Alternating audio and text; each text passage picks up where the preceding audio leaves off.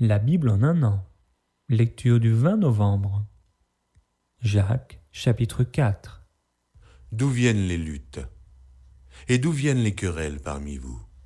N'est-ce pas de vos passions qui combattent dans vos membres? Vous convoitez, et vous ne possédez pas. Vous êtes meurtriers et envieux, et vous ne pouvez pas obtenir. Vous avez des querelles et des luttes, et vous ne possédez pas, parce que vous ne demandez pas.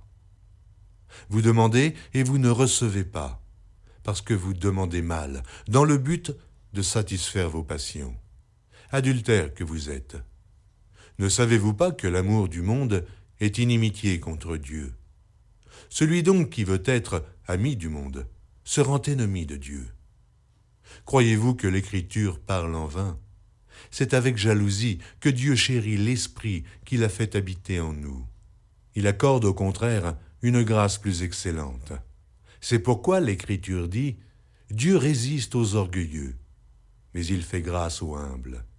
Soumettez-vous donc à Dieu, résistez au diable, et il fuira loin de vous. Approchez-vous de Dieu, et il s'approchera de vous. Nettoyez vos mains, pécheurs. Purifiez vos cœurs, hommes irrésolus. Sentez votre misère, soyez dans le deuil et dans les larmes, que votre rire se change en deuil et votre joie en tristesse. Humiliez-vous devant le Seigneur, et il vous élèvera. Ne parlez point mal les uns des autres frères. Celui qui parle mal d'un frère ou qui juge son frère parle mal de la loi et juge la loi. Or, si tu juges la loi, tu n'es pas observateur de la loi, mais tu en es juge. Un seul législateur est juge. C'est celui qui peut sauver et perdre. Mais toi, qui es-tu qui juge le prochain? À vous maintenant qui dites « Aujourd'hui ou demain, nous irons dans telle ville. Nous y passerons une année, nous trafiquerons et nous gagnerons. » Vous qui ne savez pas ce qui arrivera demain, car qu'est-ce que votre vie? Vous êtes une vapeur qui paraît pour un peu de temps et qui ensuite disparaît. Vous devriez dire au contraire « Si Dieu le veut, nous vivrons et nous ferons ceci ou cela. » Mais maintenant, vous vous glorifiez dans vos pensées orgueilleuses. C'est chose mauvaise que de se glorifier de la sorte. Celui donc qui sait faire ce qui est bien et qui ne le fait pas, commet un péché. Ézéchiel, chapitre 40, versets 28 à 49. Il me conduisit dans le parvis intérieur, par la porte du midi. Il mesura la porte du midi, qui avait la même mesure. Ses chambres, ses poteaux et ses vestibules avaient la même mesure. Cette porte et ses vestibules avaient des fenêtres tout autour, 50 coudées en longueur et 25 coudées en largeur. Il y avait tout autour des vestibules de 25 coudées de longueur et de 5 et de largeur. Les vestibules de la porte aboutissaient au parvis extérieur. Il y avait des palmes sur ces poteaux et 8 degrés pour y monter. Il me conduisit dans le parvis intérieur, par l'entrée orientale. Il mesura la porte, qui avait la même mesure. Ses chambres, ses poteaux et ses vestibules avaient la même mesure. Cette porte et ses vestibules avaient des fenêtres tout autour, 50 coudées en longueur et 25 coudées en largeur. Ces vestibules aboutissaient au parvis extérieur. Il y avait de chaque côté des palmes sur ces poteaux et 8 degrés pour y monter. Il me conduisit vers la porte septentrionale. Il la mesura et trouva la même mesure, ainsi qu'à ses chambres, à ses poteaux et à ses vestibules. Elle avait des fenêtres tout autour, 50 coudées en longueur et 25 coudées en largeur. Ses vestibules aboutissaient au parvis extérieur. Il y avait de chaque côté des palmes sur ses poteaux et 8 degrés pour y monter. Il y avait une chambre qui s'ouvrait vers les poteaux des portes et où l'on devait laver les holocaustes. Dans le vestibule de la porte se trouvaient de chaque côté 2 tables sur lesquelles on devait égorger l'holocauste, le sacrifice d'expiation et le sacrifice de culpabilité. À l'un des côtés extérieurs par où l'on montait, à l'entrée de la porte septentrionale, il y avait 2 tables. Et à l'autre côté, vers le vestibule de la porte, il y avait 2 tables. Il se trouvait ainsi, aux côtés de la porte, 4 tables d'une part et 4 tables de l'autre, en tout 8 tables, sur lesquelles on devait égorger les victimes. Il y avait encore pour les holocaustes 4 tables en pierre de taille, longues d'1 coudée et demie, larges d'1 coudée et demie, et haute d'une coudée. On devait mettre sur ces tables les instruments avec lesquels on égorgerait les victimes pour les holocaustes et pour les autres sacrifices. Des rebords de 4 doigts étaient adaptés à la maison tout autour, et la chair des sacrifices devait être mise sur les tables. En dehors de la porte intérieure, il y avait des chambres pour les chantres, dans le parvis intérieur. L'une était à côté de la porte septentrionale et avait la face au midi. L'autre était à côté de la porte orientale et avait la face au septentrion. Il me dit, « Cette chambre dont la face est au midi est pour les sacrificateurs qui ont la garde de la maison. Et la chambre dont la face est au septentrion est pour les sacrificateurs qui ont la garde de l'autel. Ce sont les fils de Tsadok qui, parmi les fils de Lévi, s'approchent de l'Éternel pour le servir. » Il mesura le parvis, qui avait 100 coudées de longueur et 100 coudées de largeur, en carré. L'autel était devant la maison. Il me conduisit dans le vestibule de la maison. Il mesura les poteaux du vestibule et trouva 5 coudées d'un côté et 5 coudées de l'autre.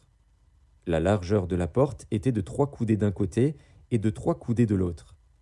Le vestibule avait une longueur de 20 coudées et une largeur de 11 coudées. On y montait par des degrés. Il y avait des colonnes près des poteaux, l'une d'un côté et l'autre de l'autre. Ézéchiel, chapitre 41. Il me conduisit dans le temple. Il mesura les poteaux.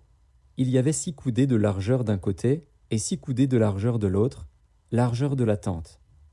La largeur de la porte était de 10 coudées.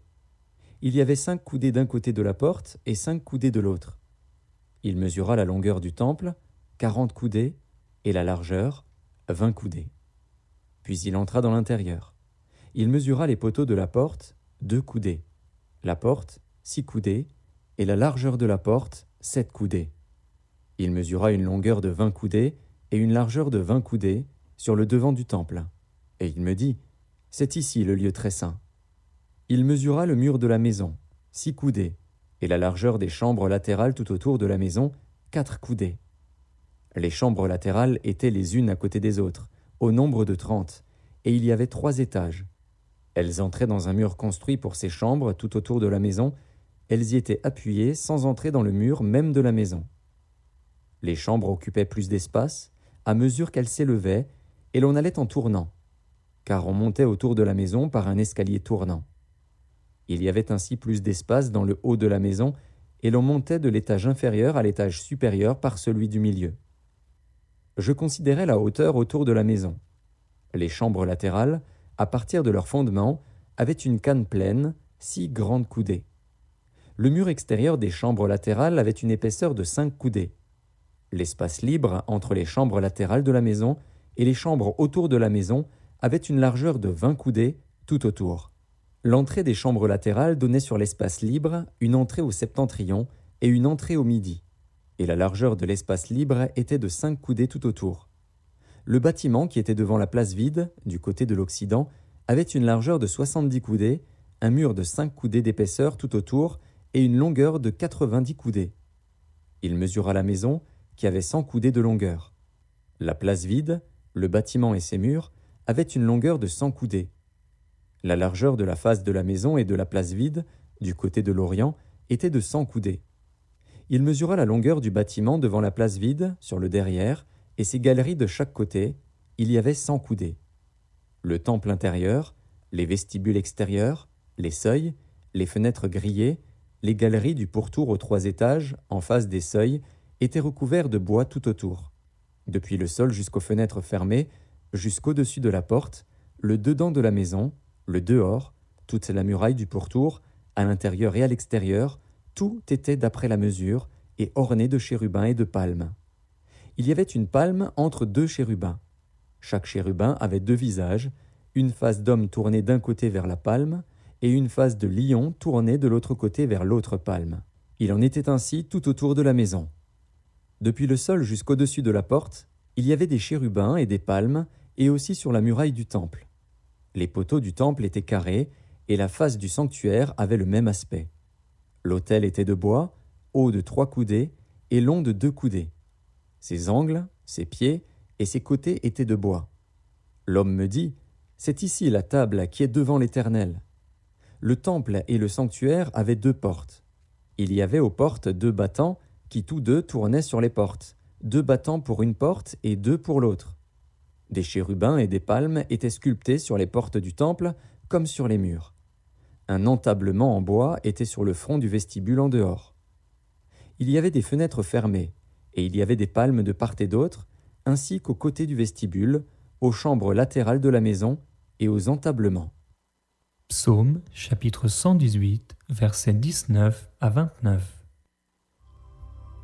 Ouvrez-moi les portes de la justice. J'entrerai, je louerai l'Éternel. Voici la porte de l'Éternel, c'est par elle qu'entrent les justes. Je te loue parce que tu m'as exaucé, parce que tu m'as sauvé. La pierre qu'ont rejetée ceux qui bâtissaient est devenue la principale de l'angle. C'est de l'Éternel que cela est venu. C'est un prodige à nos yeux. C'est ici la journée que l'Éternel a faite, qu'elle soit pour nous un sujet d'allégresse et de joie. Ô Éternel, accorde le salut. Ô Éternel, donne la prospérité. Béni soit celui qui vient au nom de l'Éternel. Nous vous bénissons de la maison de l'Éternel. L'Éternel est Dieu, et il nous éclaire. Attachez la victime avec des liens, amenez-la jusqu'aux cornes de l'autel. Tu es mon Dieu, et je te louerai. Mon Dieu, je t'exalterai. Louez l'Éternel, car il est bon, car sa miséricorde durera toujours. Proverbe chapitre 28, versets 3 à 5. Un homme pauvre qui opprime les misérables est une pluie violente qui fait manquer le pain. Ceux qui abandonnent la loi louent le méchant, mais ceux qui observent la loi s'irritent contre lui. Les hommes livrés au mal ne comprennent pas ce qui est juste, mais ceux qui cherchent l'Éternel comprennent tout.